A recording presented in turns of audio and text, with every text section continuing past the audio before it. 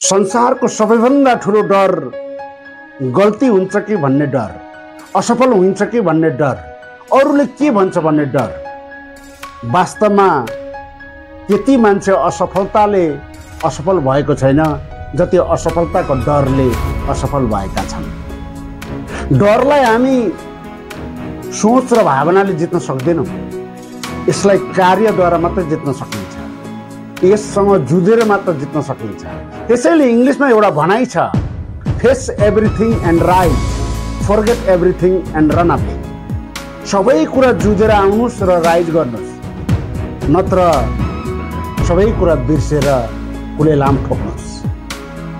डरलाई जित्नको लागि एक्सनै गर्नुपर्छ, कार्य नै गर्नुपर्छ।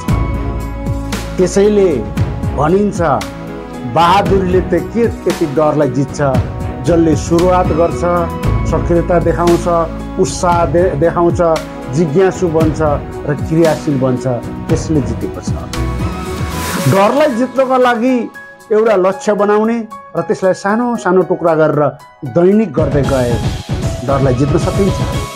अथवा जे कुराको डर लाग्छ त्यो कुरालाई प्रत्येक दिन गर्ने र जबसम्म डर भाग्दैन तबसम्म गरिरहने प्रक्रिया नै अहिलेसम्म प्राप्त प्रमाणित डरलाई भगाउने उपाय हो।